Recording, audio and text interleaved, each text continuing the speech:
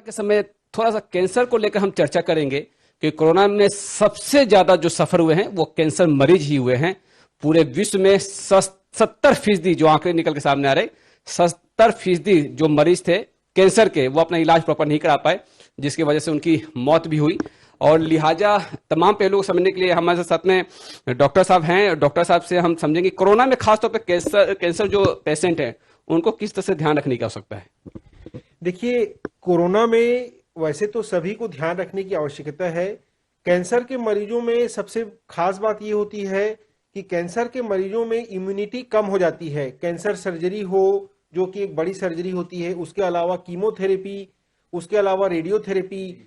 तो जब इस तरह की कोई भी थेरेपी चलती है तो यूजुअली पेशेंट्स का जो इम्यूनिटी है वो बहुत डाउन हो जाता है। इसलिए कैंसर के मरीजों को विशेष ध्यान रखने की जरूरत है कि वो जो आइसोलेशन का स्ट्रिक्टली फॉलो करें, मास्क हमेशा पहने, हाथों को बार बार धोएं और जितना हो सके भीड़ भरी जो भी जगह है वहां जाने से वो अवॉइड करें। ये भी देखने को मिला कि खास तौर पर कुछ महिलाएं जिनको सिम्टम दिखे ब्रेस्ट कैंसर को लेकर, क्योंकि कुछ इंटरनेशनल रिपोर्ट निकल के सामने आ रही थी कि वो डर रही थी कि वो इलाज किस तरह से स्टार्ट कर पाए। हाँ। मतलब सिम्टम तो उनको समझ में आ गया, लेकिन स्टार्ट कर कैसे कर पाए, क्योंकि कोरोना में वो कहीं ना कहीं हिचक रहे थे। तमाम ऐसे लोग जिनको शुरुआती लक्षण उनको समझ में आ गए थे कि कैंसर के लक्षण है। जी, तो ये बहुत ही कॉमन बात थी कि लोग जो है अस्पतालों में आने से डर रहे थे इलाज के आने के लिए। न सिर्फ नए मरीज बल्कि पुराने भी मरीज जिनका कीमोथेरेपी या रेडियोथेरेपी हो रहा था, बहुत लंबे समय तक कि उन्होंने, कई मरीजों ने अपना इलाज जो है कोरोना की डर की वजह से घर से निकलना बंद कर दिया था, उन्होंने रोक दिया था, जिसकी वजह से ये नुकसान हुआ कि जो शुरुआती स्टेज के कैंसर थे उनका स्टेजिंग बढ़ गया। लेकिन धीरे धीरे फिर जब से लोगों को समझ में आने लगा कि मास्क लगा के हम ट्रीटमेंट करा सकते हैं, धीरे धीरे उनके मन से डर खत्म हुआ और उन्होंने ट्रीटमेंट फिर आगे लिया। शुरुआत में लेकिन ऐसा जरूर हुआ कि बहुत सारे मरीजों ने इलाज को बीच में स्किप किया। कोरोना में आपने किस तरह के हालात देखे कैंसर से संबंधित? यूजुअली हम देखते थे कि कैंसर के जो मरीज हैं जो कि ज्यादा जिनको हैवी डोज कीमोथेरेपी या रेडियोथेरेपी या मेजर सर्जरी हुई है, ऐसे, और खास करके ऐसे मरीज जो कि सिक थे और जिनकी बढ़ी हुई स्टेज की कैंसर थी, इन लोगों में जब कोरोना हुआ तो सेकंड स्टेज के समय में इनको बहुत तकलीफ हुई, कई मरीज बहुत गंभीर हुए और इवन कुछ मरीजों की जान भी चली गई। तो थर्ड स्टेज में ऐसी स्थिति देखने को अभी नहीं मिल रही है, इतना सीवियरिटी नहीं मिल रहा है, लेकिन सेकंड स्टेज में जरूर ऐसा हुआ। भारत में कैंसर एक ऐसा शब्द है कि किसी के घर में कैंसर शब्द सुनने के बाद ही लोग दहशत में आ जाते हैं। पहले तो बीमारी से फाइट करने के पहले ही लोग कहीं ना कहीं सरेंडर कर चुके होते हैं, और यह इंटीरियर इलाके में बहुत ज्यादा है। तो कैंसर के शुरुआती तौर पर किसी को मालूम चले तो किस तरह से एहतियात बरतने की आवश्यकता है, पहले इस बारे में आप क्या कहना चाहिए? देखिए, कैंसर अगर शुरुआती तौर पे अगर पता चल जाता है तो इसका पूरी तरह से कम खर्चे में इलाज हो जाता है, क्योंकि जब फर्स्ट स्टेज में जो मरीज होता है उसका एक ही ट्रीटमेंट होता है, चाहे वो कैंसर सर्जरी हो या रेडियोथेरेपी हो या कीमोथेरेपी हो। यही मरीज जब तीसरे चौथे स्टेज में आता है तो इसको अधिक इलाज होता है, जैसे सर्जरी के साथ कीमोथेरेपी रेडियोथेरेपी भी होगा या सर्जरी प्लस कीमोथेरेपी होगा, सर्जरी प्लस रेडियोथेरेपी होगा। तो एक तो ट्रीटमेंट भी बढ़ जाता है, उसके कारण खर्च बढ़ जाते हैं, और दूसरा ठीक होने की संभावना भी कम हो जाती है। शुरुआती लक्षणों को ध्यान में रखना बहुत जरूरी है। शुरुआती लक्षण जैसे कि अगर किसी को खाना निगलने में तकलीफ हो रही हो, किसी को सांस लेने में तकलीफ हो रही हो, थोड़ा खाना खाने पे अपच होता हो, बच्चेदानी के रास्ते से खून आ रहा हो, या पेशाब के रास्ते से या मल मूत्र के रास्ते से खून आ रहा हो, बार बार यूरिन के लिए रात में पुरुषों को उठना पड़ता हो, खांसी में खून आ रहा हो, शरीर के किसी हिस्से में कोई गांठ हो, जैसे कि गर्दन में या ब्रेस्ट में कोई गांठ आ जाए, तो ऐसे लक्षणों को हमें ध्यान में रखना चाहिए। और ऐसे लक्षण आने पर तुरंत हमें स्पेशलिस्ट से इसकी जांच करानी चाहिए। ये जरूरी नहीं कि कैंसर हो, लेकिन 10% केसेस में ये कैंसर भी हो सकते हैं। शुरुआत में कोई अलग अलग बीमारी निकल के सामने आते हैं, लेकिन जब उसमें डीपली जब जांच होता है तब समझ में आता है कि जो उत्तक है, जो जीन है, जो डीएनए है, वो कहीं ना कहीं क्षति हुआ है, जिस वजह से ऐसी स्थिति निर्मित हुई है। एडवांस स्टेज में ही मालूम चल पाता है। तो ऐसे में आपको क्या समझ में आता है कि कैसे मतलब लोग ये समझे कि उनको कैंसर हुआ है और इसके लिए उनको किस तरह से कदम उठाने की आवश्यकता है?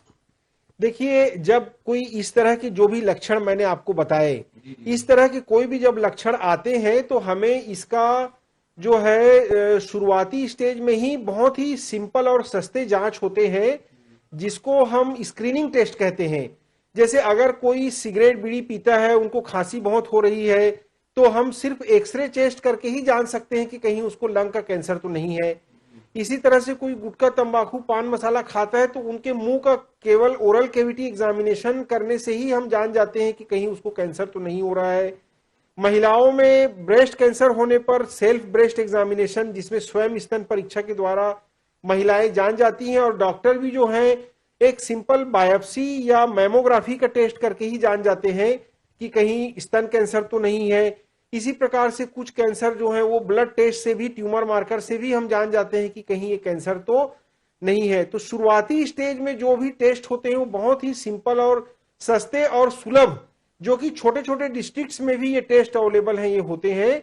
अगर ऐसे कोई लक्षण आ रहे हैं तो हमें स्क्रीनिंग टेस्ट जरूर कराना चाहिए। आपने तंबाकू का भी जिक्र किया, धूम्रपान का भी जिक्र किया, गुटखा।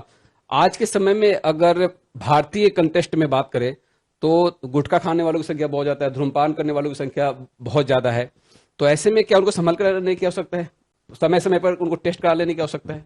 बिल्कुल, जैसा कि मैंने आपको बताया कि तंबाकू, गुटखा, पान मसाला एक तो किसी को खाना नहीं चाहिए, लेकिन अगर वो खाते हैं और खास करके वो डायबिटिक मरीज हैं तो उनमें कैंसर होने की संभावना बहुत ज्यादा बढ़ जाती है।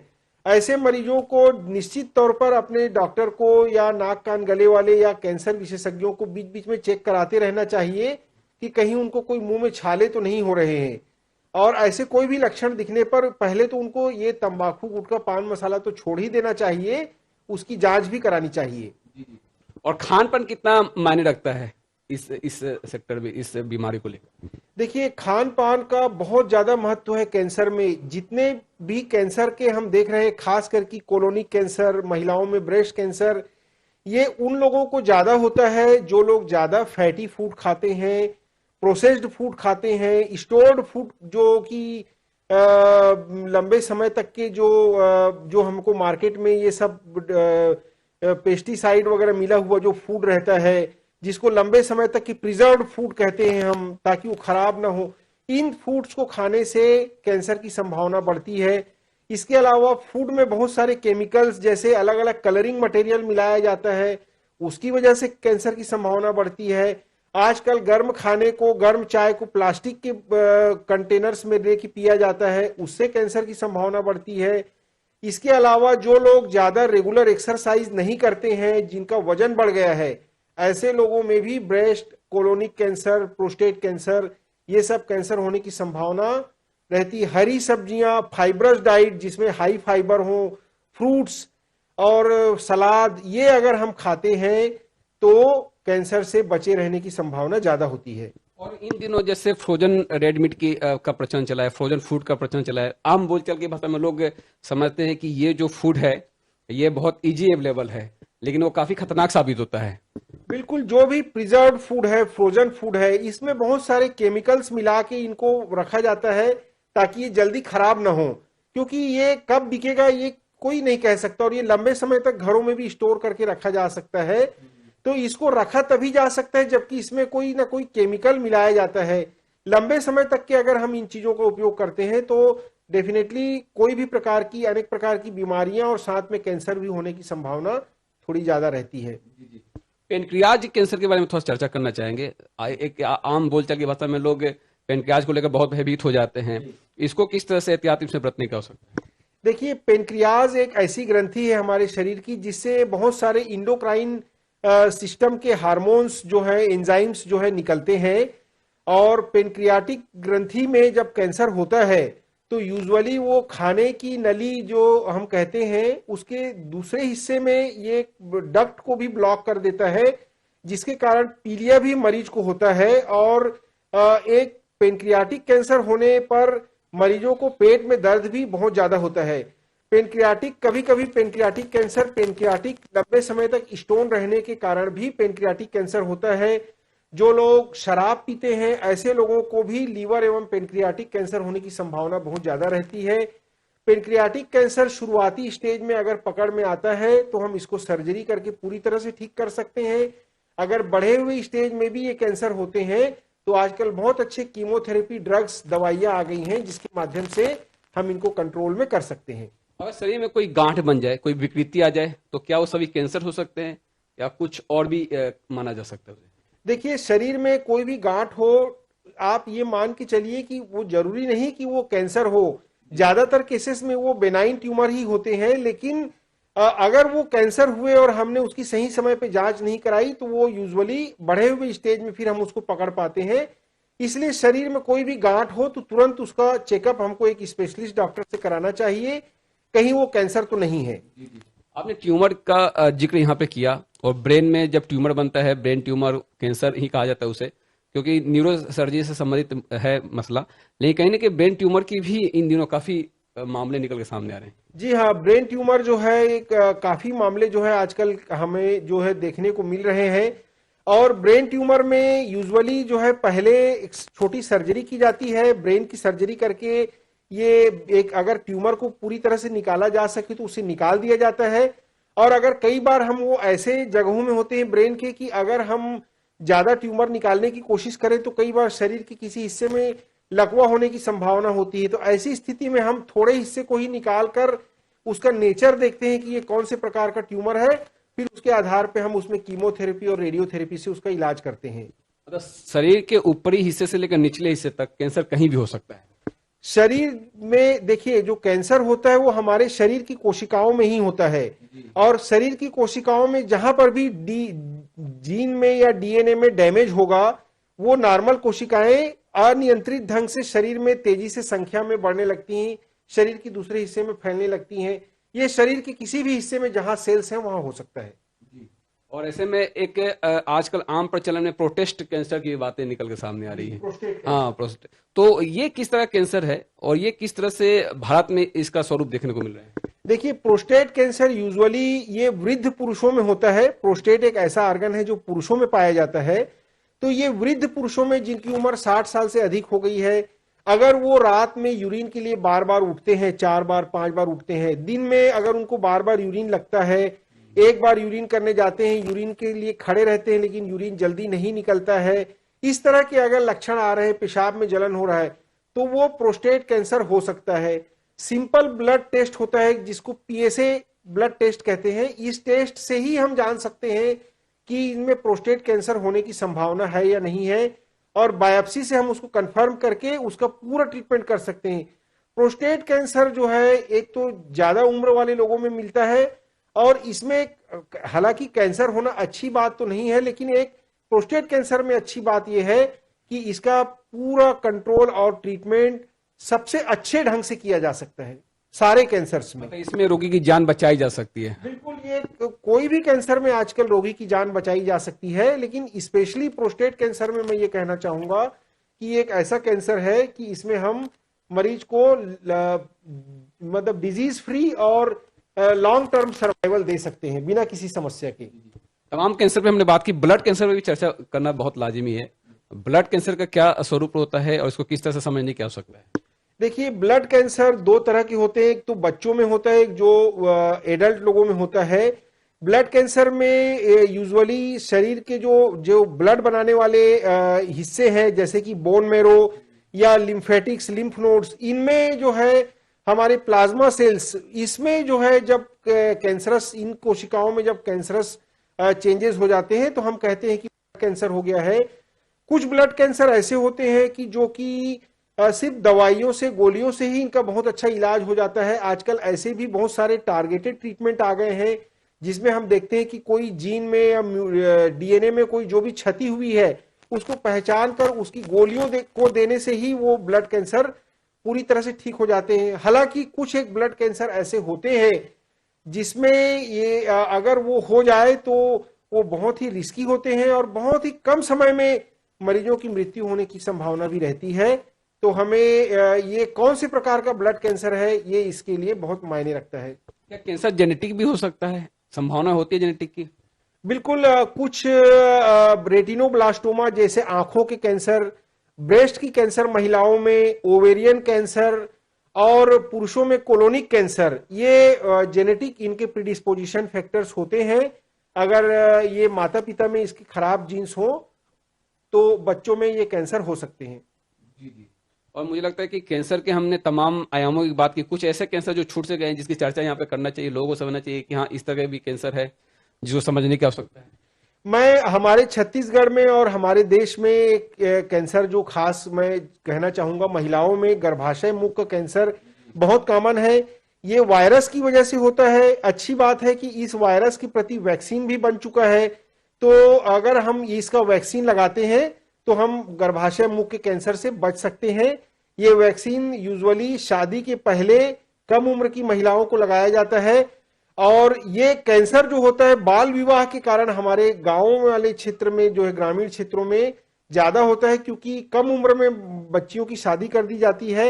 अगर हम बाल विवाह को रोकें और वैक्सीन लगाएं तो सर्वाइकल कैंसर से बचा जा सकता है, जो कि हमारे देश में और हमारे प्रदेश में महिलाओं में सबसे ज्यादा पाया जाने वाला कैंसर है। छत्तीसगढ़ के संदर्भ में अगर देखा जाए तो कम उम्र में शादी करने की वजह से एक ये कैंसर जो आम तौर पर देखने को मिलता है, इसलिए शायद सरकार 21 साल अब शादी की उम्र भी करने जा रही है। बिल्कुल बिल्कुल, हाँ, बाल विवाह, कम उम्र में सेक्सुअल एक्टिविटी शुरू होने से इस वायरस का इन्फेस्टेशन होता है और कैंसर होता है। हमें हमें इसका वैक्सीन भी लगाना चाहिए और कम उम्र में शादी को अवॉइड करना चाहिए। स्किन से संबंधित भी कई सारे कैंसर इन दिनों देखने को मिल रहा है। स्किन से संबंधित कैंसर होते हैं, लेकिन ये जो कैंसर है ये विदेशों में, खास करके अमेरिकन और यूरोपीय कंट्रियों में जो गोरे लोग हैं उनमें ज्यादा होता है। हमारे देश में जो लोग हैं, जो सांवले हैं, काले हैं, या जिनमें मेलेनिन पिगमेंट पाया जाता है, ऐसे लोगों में स्किन कैंसर होने की संभावना कम होती है। लेकिन डेफिनेटली जिन लोगों का लॉन्ग टर्म अल्ट्रासोनिक वेव्स का एक्सपोजर होता है, ज्यादा समय तक धूप में रहते हैं, उनको ये कैंसर होने की संभावना रहती है। उन्हें इससे बचना चाहिए। कैंसर से संबंधित तो कुछ अहम बातें जो हमारे दर्शकों से आप कहना चाहेंगे डॉक्टर साहब? कैंसर के लिए मैं सबसे अहम बात यही है कि शुरुआती स्टेज में ट्रीटमेंट करने पर कैंसर को पूरी तरह से ठीक किया जा सकता है, और शुरुआती स्टेज में ट्रीटमेंट करने पर ये कम खर्चीला भी होता है। तो अगर कोई भी कैंसर के लक्षण, जैसे कि मैंने आपको बताया, ऐसे कोई लक्षण दिखते हैं तो हमें देर नहीं करनी चाहिए, तुरंत डॉक्टर से संपर्क करना चाहिए। उसके लिए जो जरूरी टेस्ट है वो कराने चाहिए। और अगर कैंसर नहीं है तो बहुत अच्छी बात है, अगर कैंसर है तो भी उसको जल्दी अगर हम उसकी जांच कर लेते हैं तो उसको पूरी तरह से ठीक किया जा सकता है। छत्तीसगढ़ में एक और भी समस्या है कि जो झोला छाप डॉक्टर हैं, आप दवाइयाँ ले लेते हैं फौरी तौर पे, थोड़ा सा रिलैक्स मिल जाता है एंटीबायोटिक से, लेकिन कहीं ना कहीं उसके अंदर जो छिपे हुए रोग है वो सामने नहीं आ पाता, और शायद इसमें स्टेज बढ़ते चले जाते हैं। जी, देखिए, झोला छाप डॉक्टर जो हैं हमारे प्रदेश में, इनका बहुत महत्वपूर्ण योगदान है, क्योंकि बहुत छोटे गांवों में बहुत अच्छे पढ़े लिखे डॉक्टर लोग जाना भी नहीं चाहते। तो मैं तो यही कहूंगा कि जो आरएमओ प्रैक्टिशनर्स हैं, जो बीएएमएस या जो दूसरे पैथी के भी जो प्रैक्टिशनर्स हैं, उनको भी इन चीजों का ध्यान रखना चाहिए कि अगर ऐसे कोई लक्षण जो कि मैंने आपको बताए, कैंसर के लक्षण अगर दिखते हैं, तो वो चाहे तो वो किसी अच्छे सीनियर डॉक्टर से, स्पेशलिस्ट से संपर्क करें। क्योंकि देखिए, गांव में हमारे आज भी 70-60% आबादी जो है एकदम गांव में रहते हैं, और वहां पे जो है कई बार एमबीबीएस या स्पेशलिस्ट डॉक्टर नहीं रहते, तो हमें उनके ऊपर पूरा निर्भर होना पड़ता है। तो बेहतर यह है कि हम उनको भी एजुकेट करें कि कौन से लक्षण जो है कैंसर के हो सकते हैं, ताकि वो उसको सही समय पे सही डॉक्टर को रिफर कर सकें। इसमें जो अवेयरनेस होनी चाहिए उस तरह के अवेयरनेस नहीं देखने को मिलते, और लिहाजा कहीं ना कहीं एक घातक स्टेज भी पहुंच जाता है, स्थिति भी बन जाती है। बिल्कुल, मैं इस बात से सहमत हूं। इसलिए अवेयरनेस जो है वो सबसे बहुत ज्यादा जरूरी है। और छत्तीसगढ़ संदर्भ में जो आपने बात कही, उस संदर्भ में कुछ ऐसे जटिल किसी केस के बारे में चर्चा जो आप करना चाहिए यहाँ पे, कि लोगों को समझ में आए कि हाँ एहतियात बरतने की आवश्यकता है, इस पर चर्चा होनी चाहिए किस तरह से, मतलब कोई एक पर्टिकुलर केस जिसको लेकर आप यहाँ पे कुछ बात करना चाहिए? देखिए, इसमें पर्टिकुलर जो मैं आपको बताना चाहूंगा कि हम लोग जो है विशेष जो अलग तरह की जो हम लोग यहाँ पे सर्जरी करते हैं संजीवनी में, वो है फ्रोजन सेक्शन। फ्रोजन सेक्शन में हम जो है आजकल जो शरीर में कैंसर से ग्रसित अंग को नहीं निकालते, जैसे पहले स्तन कैंसर में स्तन को पूरा निकालना पड़ता था, लेकिन फ्रोजन की अवेलेबिलिटी के कारण हम लोग स्तन बचाने वाले ऑपरेशन करते हैं। इसी तरह से पहले रेक्टम या लेट्रिन के रास्ते में कैंसर होने पे लेट्रिन का रास्ता पेट के रास्ते निकालना पड़ता था, लेकिन अब फ्रोजन की मदद से हम लोग लेट्रिन का रास्ता बचाने वाला ऑपरेशन करते हैं। इसी तरह से पहले हम लोग जब किसी को हाथ पैर की हड्डियों में कैंसर होता था तो हम हाथ पैर को पूरा निकालने की बात करते थे, लेकिन अब फ्रोजन के माध्यम से, फ्रोजन की सहायता से हम लोग उन अंगों को बचाने वाला ऑपरेशन सक्सेसफुली कर रहे हैं। इस तरह की व्यवस्था छत्तीसगढ़ में भी है, खासतौर पर संजीवनी हॉस्पिटल में भी है। किसी जटिल केस के बारे में चर्चा करना चाहें? जी, जटिल देखिए, जो खासकर की जो यंग पेशेंट्स में हमने ऐसे कई मरीजों का हमने अभी अभी ऑपरेशन किया है जिनको ब्रेस्ट कैंसर हुआ था, हमने उनके ब्रेस्ट बचाए हैं, और जिनको हाथों का कैंसर हुआ था, हाथ काटने की संभावना बताई गई थी और हमने उनके हाथों को बचाया। तो इस तरह से अंग बचाने वाले जो कैंसर हैं ये हमको बहुत ज्यादा सेटिस्फेक्शन देते हैं, क्योंकि दूसरी जगह में सब लोग बोलते हैं कि आपको ये अंग निकालना पड़ेगा, और हम सफलतापूर्वक उन अंगों को बचा लेते हैं। कई बार ये देखने को मिलता है कि जो कैंसर के पीड़ित जो मरीज है उनके परिजन बाहर में इलाज करना अच्छा मानते हैं, छत्तीसगढ़ से बाहर चले जाते हैं, जबकि सारी व्यवस्थाएं आजकल छत्तीसगढ़ में ही मौजूद है। ये एक कॉमन फिनोमिना है। देखिए, बॉम्बे के कोई भी मरीज है, जैसे युवराज है कि सोनाली बेंद्रे है, ऋषि कपूर, किसी ने बॉम्बे में इलाज नहीं कराया, उन्होंने विदेशों में इलाज कराया। तो ये लोगों की प्रवृत्ति होती है कि वो छोटी जगह से थोड़ी बड़ी जगह में, और बड़ी जगह से और बड़ी जगह में, जो जहां अफोर्ड कर सकता है जाना चाहते हैं। कैंसर का इलाज सभी जगह एक जैसा ही होता है। जैसे कि मैं संजीवनी आपको बताऊं कि संजीवनी सीबीसीसी यूएसए कैंसर हॉस्पिटल, ये कैलिफोर्निया अमेरिका की एक संस्था सीबीसीसी द्वारा स्थापित की गई संस्था है, और यहाँ पर सभी आधुनिक किस्म के इलाज जो है यहाँ होते हैं। आप कहीं पे भी जाएं, कैंसर का ट्रीटमेंट का एक प्रोटोकॉल होता है, उसी ढंग से इलाज होता है। छत्तीसगढ़ के लोग बॉम्बे जाते हैं, बॉम्बे दिल्ली वाले लोग अमेरिका जाते हैं, तो इसको रोका नहीं जा सकता। लोगों की मेंटेलिटी है, जो जहां अफोर्ड कर सकता है अपने समझ से, अपने अफोर्डेबिलिटी के हिसाब से जाता है। और इन दिनों जिस तरह से आपने शुरुआत में ही कहा था कि जिस तरह से फर्टिलाइजर का यूज हो रहा है, सब्जियों में भी फर्टिलाइजर का यूज हो रहा है, आप फसल ले रहे हैं उसमें भी फर्टिलाइजर का यूज कर रहे हैं, सरकार जैविक खेती को बढ़ रही है, ये कितना हानिकारक हो जाता है? देखिए, पेस्टिसाइड्स जो है अति जब किसी भी चीज का हम करते हैं तो वो हमारे, क्योंकि ये केमिकल्स हैं, और इन केमिकल्स में ये प्रवृत्ति होती है कि हमारे शरीर की कोशिकाओं को डायरेक्टली, हमारे जीन को, हमारे डीएनए को प्रभावित करते हैं। ये हमें कई प्रकार की बीमारियां करा सकते हैं, जिसमें कि कैंसर भी एक बीमारी है। तो हमें इस चीज को ध्यान रखना होगा कि फर्टिलाइजर्स हैं, पेस्टिसाइड्स हैं, फूड प्रिजर्वेटिव्स में जो बहुत सारे जो हानिकारक केमिकल्स जो अति मात्रा में जो लोग डाल देते हैं, तो उन सब चीजों का स्पेशली हमको ध्यान रखना चाहिए। गवर्नमेंट को भी इसके लिए बहुत ही स्ट्रिक्ट कुछ रूल्स बनाने चाहिए, चेक का सिस्टम होना चाहिए कि ये सब चीजें नहीं होनी चाहिए। आजकल तो मिठाई में मिलावट, दूध में मिलावट, मसालों में मिलावट, मिलावट ही मिलावट है, तो ऐसे में कैसे बचा जाए? सरकार को ही तो नियम बनाना है, लेकिन अवेयरनेस कहाँ, क्या खरीदे, क्या उनको सही मिले? बिल्कुल, लोगों में इस चीज की अवेयरनेस होने की बहुत ज्यादा जरूरत है। सस्ते के पीछे लोग भागते हैं, इसके कारण ये सब चीजें होती हैं। सस्ते के पीछे एकदम ना भागें, और क्वालिटी वाली चीजों को, अच्छी चीजों का उपयोग करें। और लोग भी जो है चीजों को सस्ते करने के चक्कर में, जो है ज्यादा मुनाफा कमाने के चक्कर में इस तरह की चीजों को करते हैं। सभी से यही कि भाई, अगर आप आज करते हैं, कल आप भी जो है इस तरह की किसी चीज के उससे ग्रसित हो सकते हैं। तो सभी को चाहिए कि इन सब चीजों से हम बचें। कार्यक्रम के आखिर में कुछ अहम बात डॉक्टर साहब जो इस कार्यक्रम के जरिए आप रखना चाहें? बिल्कुल, मैं इसी बात पर जोर देना चाहूंगा कि अगर हम शुरुआती स्टेज में कैंसर को जांच करके ट्रीटमेंट करते हैं तो कम खर्चे में इलाज होता है और पूरी तरह से ठीक हो जाते हैं। हमें कैंसर के शुरुआती लक्षणों को बहुत ध्यान रखना चाहिए। तो खासतौर पर शुरुआती लक्षण जो है कैंसर के, अगर आपने उसको समझ लिया तो निश्चित तौर पर आप इस बीमारी से बच सकते हैं। आपको इससे डरने की आवश्यकता नहीं है। डॉक्टर साहब ने जिस तरह से कहा कि कैंसर में क्या क्या स्थिति बनती है और किस तरह से उन स्थितियों का आप सामना कर सकते हैं, किस तरह से बचाव कर सकते हैं, संजीवनी हॉस्पिटल में जिस तरह की व्यवस्था है उससे कैंसर मरीजों को बहुत अधिक राहत मिलती नजर आ रही है। और तमाम पहलुओं को हमने समझा। यहाँ पे डॉक्टर यूसुफ मेमन जी का मैं बहुत बहुत धन्यवाद करना चाहूंगा इस खास चर्चा में शामिल होने के लिए। सादा न्यूज़ पे खबरों का सिलसिला जारी रहेगा। Back to studio.